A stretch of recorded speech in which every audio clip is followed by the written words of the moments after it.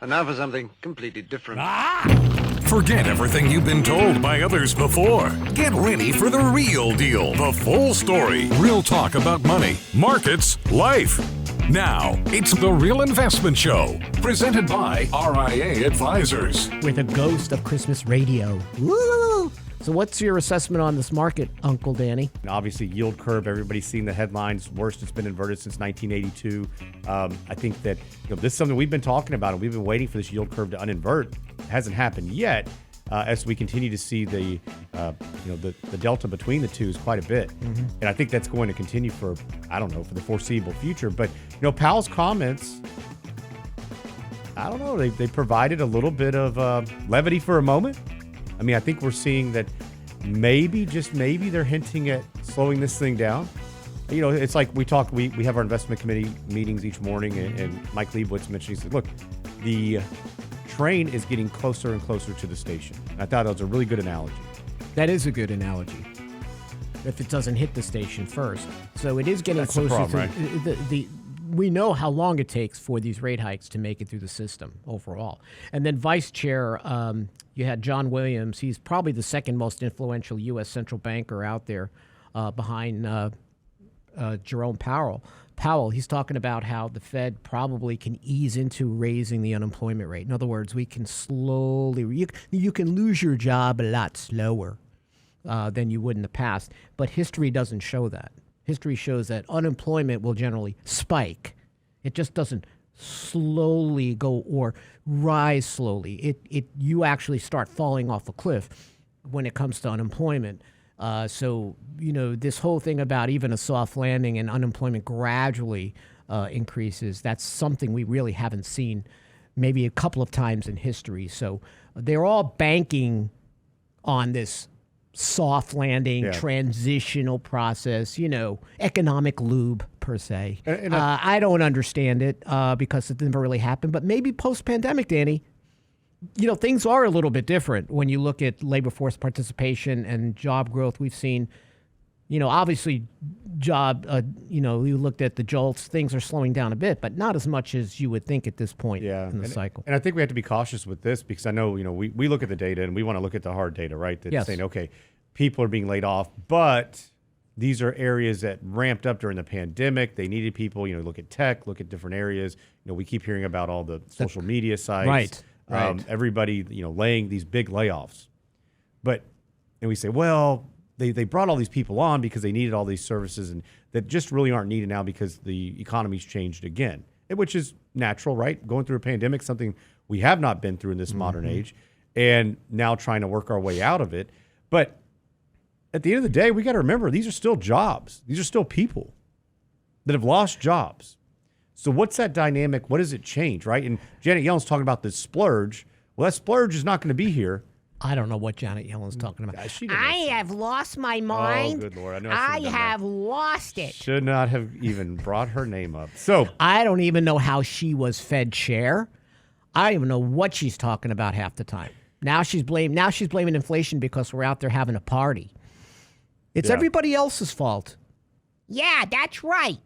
That's not my fault. I didn't do anything. I'm trying to watch my husband when he's hanging out in the pool with the cleaning woman. I mean, it is incredibly ridiculous. Now, let me ask you, do you feel bad for the Goldman Sachs traders? And you're in the way that, Goldman's going to have one of the biggest revenue hauls in more than a decade. And their bonuses, traders' bonuses are going to be cut this year. How are you feeling about that? They won't be, high six figures, low sevens. They're going to be slashed a bit. Dolly, we're not going to get this $200,000. We're going to have to cut back because I'm only going to get $150,000 this year. Yeah, no. But you're right. I don't want to make light of people losing their jobs. No, but no matter what industry they're in, we saw people lose their jobs on the pipeline in when Biden first got in. Now we're going to see tech go through their comeuppance a bit. No free lunches, people getting laid off. We're not going to need the same level of people, and it's going to go through white collar America overall, and it's just slower than usual. Or Danny, it's like more of a passive aggressive thing. Like, Danny, you can keep your job, but you can't get a raise this year. or you're not going to get the bonus this year, right? So maybe you still have your job. And I think that's why people are still spending, Danny, because they feel secure. Even though they don't feel good about things going on in the general macroeconomy, they feel good about their jobs and that their jobs are going to be there. But you don't know because the Fed wants you to be out of work. We don't know how that's going to hit you. The Fed doesn't know what they want. Job. They tell you they want this soft landing, but they want you out of work. That's not going to be the case, right? I mean, look, markets we've seen them come back a bit, right? And we talked about how this is not necessarily a great thing in light of the Fed, right? It gives them more bandwidth here to continue to hike, to continue the QT. These are issues we're going to have to deal with. And moving into this next year, I think all of a sudden this last couple of weeks been a little bit better. Hey, no worries. We're good. I don't think that's the case. We're not through this yet. I don't know if the train's coming into the station or it's going to just hit the station. We'll have to see. Yeah, not trying to paint this terrible picture because, look, this thing could turn and we could have a great year next year. That may be the case. We get back, we're going to talk about Medicare. We're going to talk about tax planning for the end of the year. All kinds of cool stuff. Stay tuned. Financial Fitness Friday.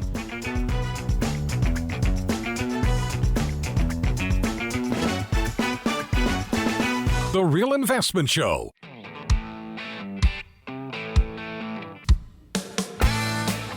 And we're back. Thanks for sticking with us. There's a new analysis that came out from Kaiser Family Foundation that the average beneficiary has 43 different Medicare Advantage plans to choose from next year.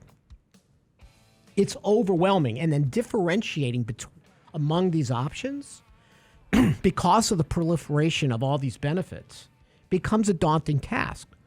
So there's some vision. 97% of the plans have vision or dental or telehealth or hearing or all these different benefits.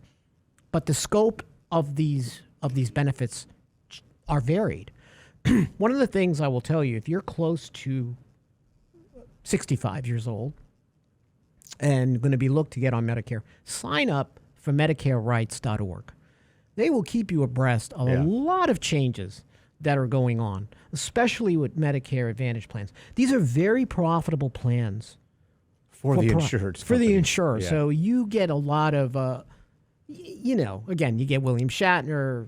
Danny touched on this Wednesday. You get a lot, all of my favorite stars in the 60s and 70s are now touting these plans. And of course, a lot of people watching going, William Shatner wouldn't steer me wrong, right? So you got to be careful. Yeah. Obviously, there are lower costs. There are some benefits to these plans, but it's a conundrum for a lot of people because they are enticed by these plans. Yeah, and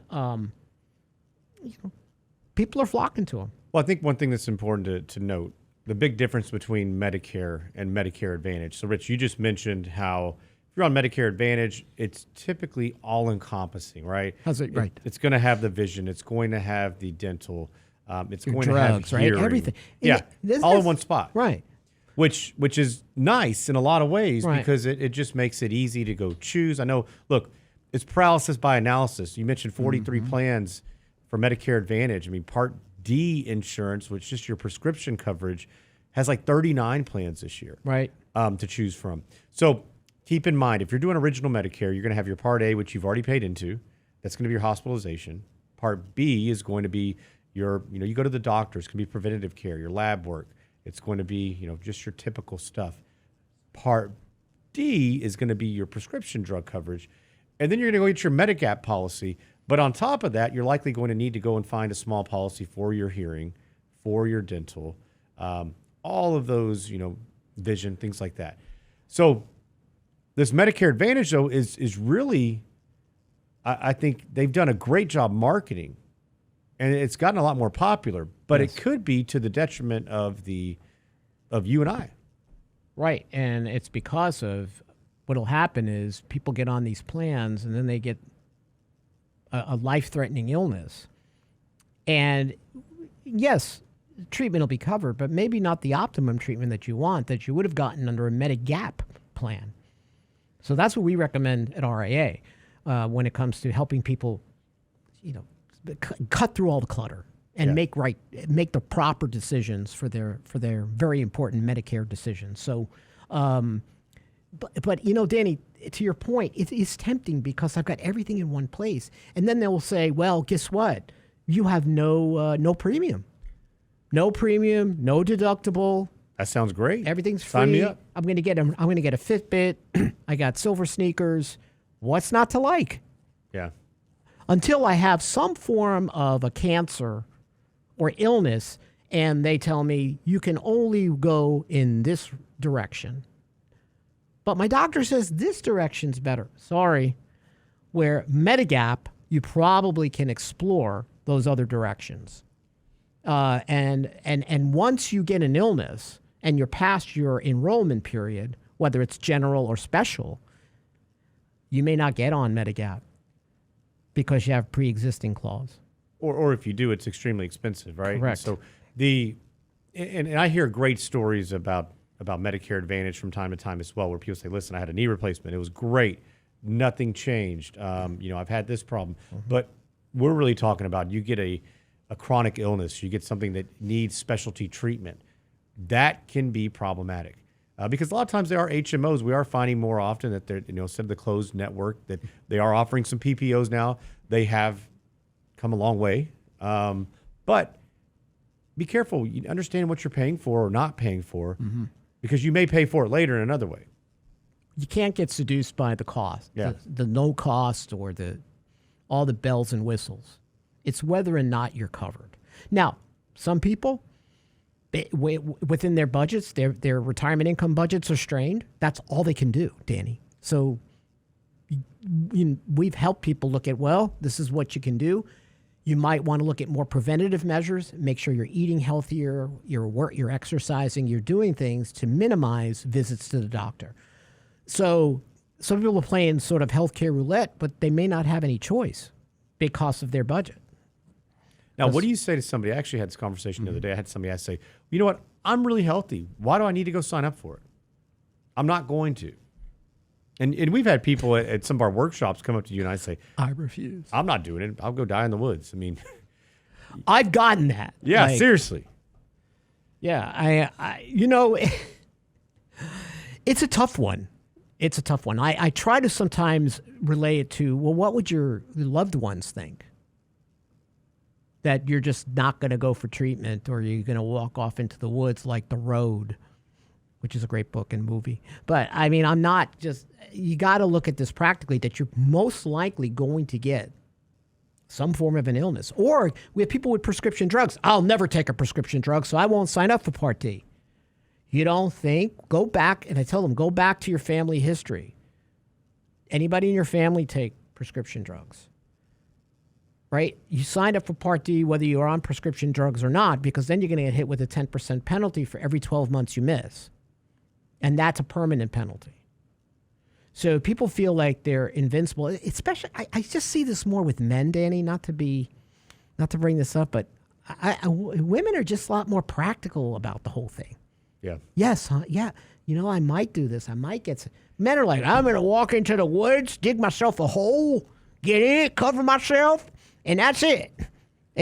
I think... and then I don't know what to say. Women do a better job understanding their...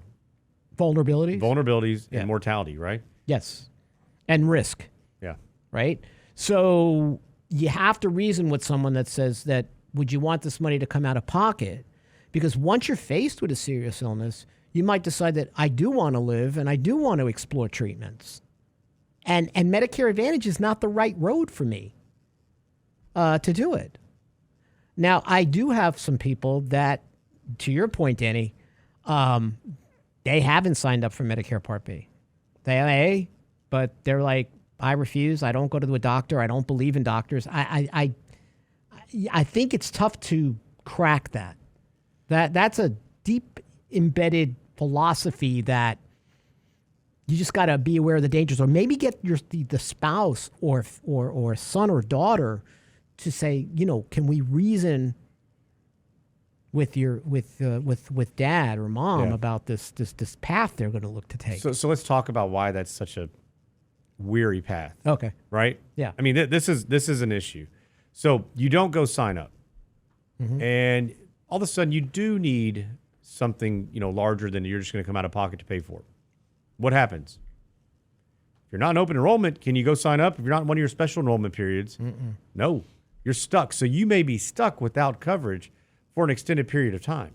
And do you really want to break your finances and put your spouse in jeopardy, your children in jeopardy, because you were stubborn and think you're invincible? And, or now you have a pre-existing condition which would prohibitive of signing up. Mm-hmm. So a couple issues there.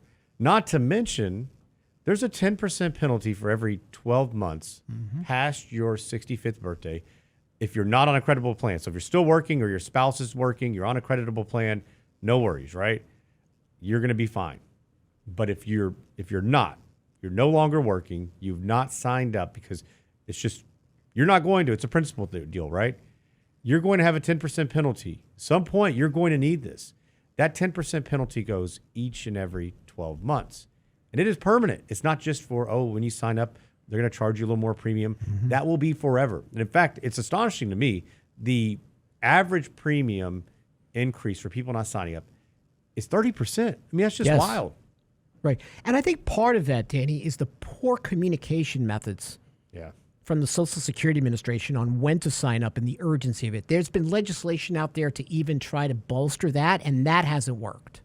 Right? We haven't seen any of that. Maybe consolidating all the multiple enrollment periods to make it a lot easier for older Americans to do that. And that's where the help of a financial advisor who is well equipped to understand these topics can help you. Right? We spend a lot of time, all our CFPs here, Certified Financial Planners, a lot of time studying Medicare and making sure that we're helping you to get through the maze or the mist of this stuff and understand the implications for missing enrollment periods. Because again, government does not do a good job. Of course, Medicare Advantage does a great job because private companies are inundating you with material and all that. That's not to say that Medicare.gov isn't a great site. It works really well. You talked about this too, Danny. It's really very impressive, the information that's available. But man, those special enrollment period, general enrollment period, open enrollment period. I mean, we had to study that stuff. Imagine just trying to understand this as an older American trying to sign up. It's intimidating. I think that's a great word for it. It is intimidating. And this is actually, when we do a lot of different webinars, lunch and learns. This is one of our most sought after classes I think that we do, just because there's so many moving parts. It is overwhelming. It's that paralysis by analysis that we talk about. But hey, go to realinvestmentadvice.com. We're going to have a lot of stuff on the calendar here for this next year. So, and if you have any topics, things you want us to address, go to Ask a Question. Love to help you guys out however we can. Y'all have a great weekend, everybody. Thanks, guys.